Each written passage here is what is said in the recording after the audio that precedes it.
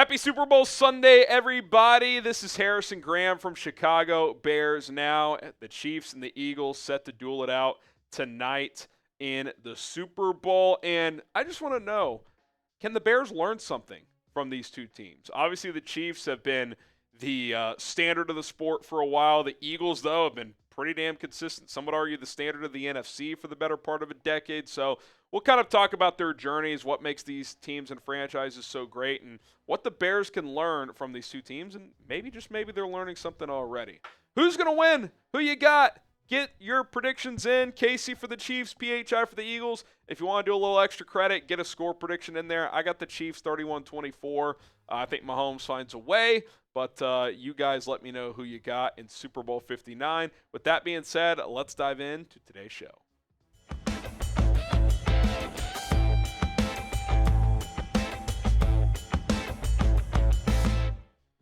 All right, here we go. What can the Chicago Bears learn from the two teams in the Super Bowl? Like we said, obviously the Chiefs are the standard, but the Eagles, they've been pretty good too. I mean, last year it felt like this thing was falling apart, and a year later they're back in the Super Bowl. So they find a way to be very, very good most years. And let's kind of take a look at each of these teams. You look at the Chiefs over the last 7 years. I mean, I don't think the Bears are going to have a run like this because it's pretty unprecedented, as they've made 7 AFC title games. They've gone to 5 Super Bowls, including this year. They've won 3 of them, have a chance to make that 4. And they've won the division the last 7 years, and I think 10 or 11 straight, even before Mahomes. So it's been a pretty remarkable run for that crew. Obviously, when you have Patrick Mahomes, it's a big factor. I mean, if Caleb Williams, not just from a player, but just from a winning standpoint, became 75% of him, I mean, you've got something pretty special here. As Mahomes just simply refuses to lose. But it's bigger than the quarterback. The consistency of this organization is what every team wants. And it starts really with ownership, the Clark Hunt and his family. But Brett Veach at GM, rock solid, stud.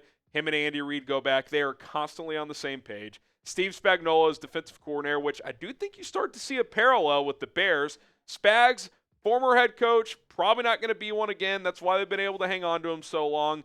Dennis Allen, probably not going to be a head coach again, so could he be the Bears version of Spagnuolo? We hope so.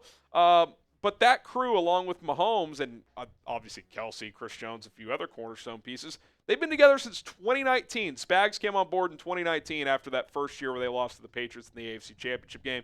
When you have the same head coach, GM, quarterback, defensive coordinator, and offensive play caller who's the head coach stay together for that long, like, it's no secret why they've had a lot of success, because they're very good at what they do and they haven't gone anywhere.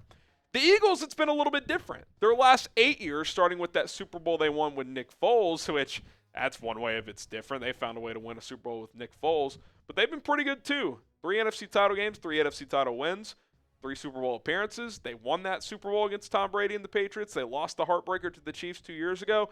They've won the division 4 times out of the last 8 years, so hasn't been as dominant, but they've certainly been one of, if not the best team in the NFC for the better part of a decade. Certainly been more turnover, right?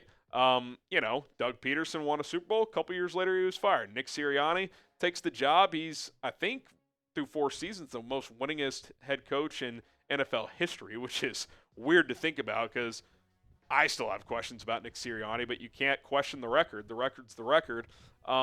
But one thing that has not changed, and the one constant they have, which Chiefs have this too, but the Eagles have had it even longer, even back to when Andy Reid was there, Jeffrey Lurie, their owner, and their GM, Howie Roseman, are on the same wavelength all the time. Lurie is a smart guy that's willing to spend, and he trusts Howie completely. He hands him the keys to run the football operation the way he wants to, and I respect Howie's willingness to constantly, be aggressive and take swings, but also to pivot. I think a criticism of the Bears at times has been they've kept guys too long. Like Matt Eberflus, for example, should have pivoted last offseason. Now, maybe it's worked out because you got Ben Johnson. That's a guy we all wanted. But at times they've held on to people too long. They probably should not have brought back Ryan Pace and Matt Nagy that last year in 2020. I think sometimes you just got to recognize, like, hey, this isn't working, man. We're just going to pivot. I mean, how often does a guy win a Super Bowl, then within 2 or 3 years he's out? That's what we saw with Doug Peterson. Everybody was like, that feels a little crazy. Carson Wentz, MVP finalist, a couple years later, he's out. We're going with Jalen Hurts. Well, we've gone to 2 Super Bowls since then.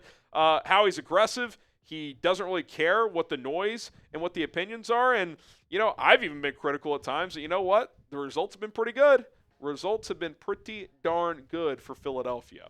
So we'll kind of tie this back into the Bears here in just a moment. But first, I do want to ask you guys to hit that subscribe button. It is free. We appreciate it. Helps us grow, get more Bears fans in here, and we're able to pump out even more content. So I'll say this. January was our most viewed month ever. You guys really spread the word on the content. Appreciate you guys tuning in. The more we have months like that, the more we can do even more content. So we appreciate you guys very, very much. Okay. Kind of a point I made a minute ago is, and I'll kind of expand on it, is A, not willing to pivot earlier, but B, they've never had that alignment. That's a word we've used with Chicago all the time. It's like the GM and the head coach are on different timelines, or the head coach and quarterback are on different timelines, which technically that part has happened again. But I did understand the appeal of keeping Ryan Poles in the sense of, okay, if Ben Johnson wants to work with him, if you're going to keep them, then you need to line these guys up for a while. This can't be 12 months from now you fire Poles because it's like, you're just doing the same thing again. Ideally, Ryan Poles, Ben Johnson, Caleb Williams, Dennis Allen are here for at least the next 3 years. Like, that would be ideal. That's the Chiefs model where the 4 most important football guys in the organization stay the same. That is the ideal scenario. Now, it's hard to do that because a guy might not do as good as his job, or he might get a head coaching job, or whatever the case may be. But it does feel like they're at least trying to go for that. Like, it feels like some things are changing. Another example of things changing is they paid Matt Eberflus $6 million per year, which is cheap as hell for an NFL head coach. Ben Johnson's making $13 million. So it does feel like George McCaskey is now fully embracing, hey, checkbook's open. Kevin Warren thinks that's what it needs to happen. Ryan, go get it done. Let's go get some big-time free agents like a Trey Smith. Let's go pay Ben Johnson because to get a big-time coach, that's what you got to do. So that's exciting on the surface. Obviously, we got to see it turn into results, but the Chiefs and Eagles are very aggressive. They're willing to spend, and they have key figures and key positions, more so in Kansas City, but a few in Philadelphia for years and years and years and years and years that really know what they're doing.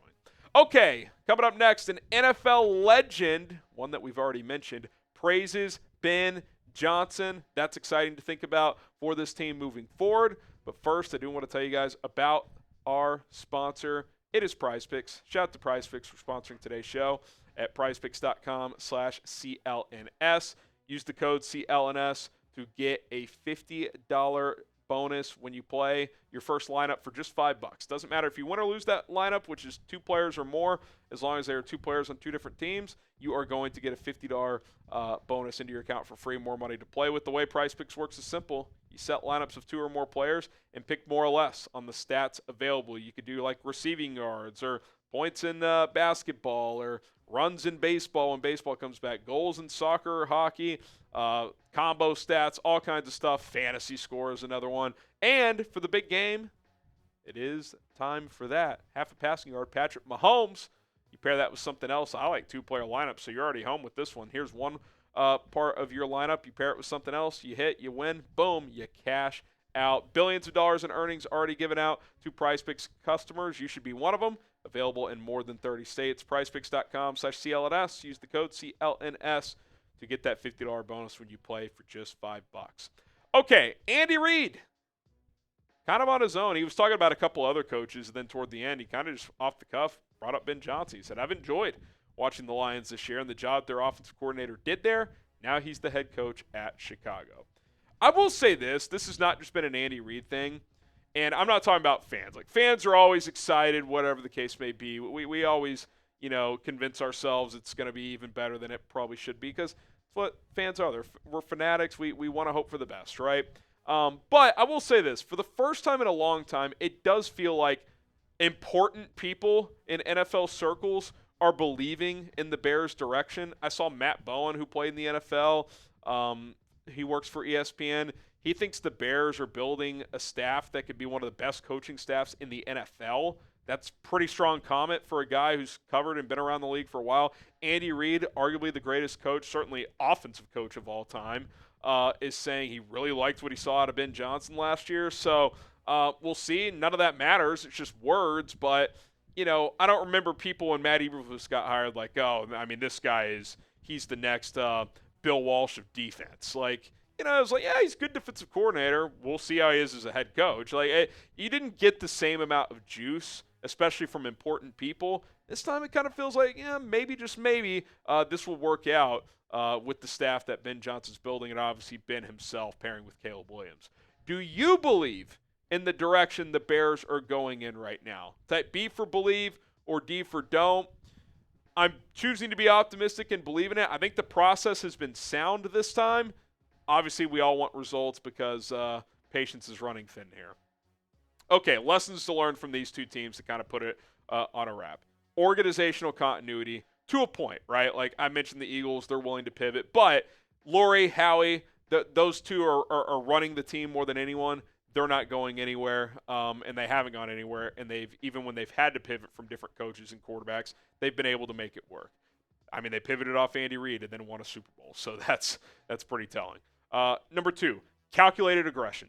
Both these teams are aggressive in really both ways, right? Like, I would make a strong argument that trading Tyreek Hill was pretty damn aggressive. Like, overpaying to keep him would have probably been the safer move on the surface, but instead, Brett Veach got a bunch of picks, turned that into Trent McDuffie, George Karlaftis, extra cap space, paid Chris Jones. That ended up being a really good move. We know how aggressive Howie is. He's always taking swings, but typically calculated ones. Like, he's not reckless.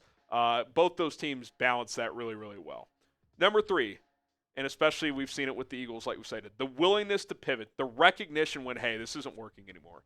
We saw it with Jacksonville with Doug. Like, it's not surprising looking back on it that Philly pivoted from Doug because it kind of seems like eventually he just kind of peaks, outwears his welcome. And so Howie was like, hey, thanks for the Super Bowl. We're going to move on. He did that with Carson Wentz. We love you, but you can't stay healthy. I know you were an MVP finalist 2 years ago. We're going with Jalen Hurts. The Chiefs have done that on a small, like they did it with Tyreek Hill, right? They pivoted from being this high-flying, explosive offense to methodical, good decisions from Mahomes to dominant defensive style of team, right? Like they've pivoted their play style. Andy's pivoted how he likes to play. Like in his heyday, he just wants to throw the ball a bunch and put up a bunch of points. And now it's like, hey, if we have to grind teams out, we'll grind teams out. And then lastly, and this is just, I think, for any team, the head coach quarterback pairing is just vital. All the good teams, I mean, the Eagles, in a sense, almost feel like an exception. But say what you want about Jalen Hurts. He is a strong leader, and he works for how that team plays. And say what you want about Nick Sirianni, but for Philadelphia, he kind of works. He's kind of this weird, loudmouth guy, but Philly kind of likes that. And it seems like him and Hurts have at least come back to a mutual understanding of what they need to do to win. And their workaround around that, too, is like, okay, we're just going to have the best O-line in football and the best running back in football. So that's kind of a way to counter if you don't have a dominant head coach-quarterback combo. But, like, all the good teams in the league are excellent at both of those spots. So it's no surprise if you're the Bears. It's no surprise why you hired Ben Johnson. You're hoping he is the guy for Caleb Williams. Okay, that's going to do it for Chicago Bears now. Enjoy the game tonight as the Chiefs take on the Eagles in Super Bowl 59. Drop those score predictions in the comments, and we'll see you guys soon.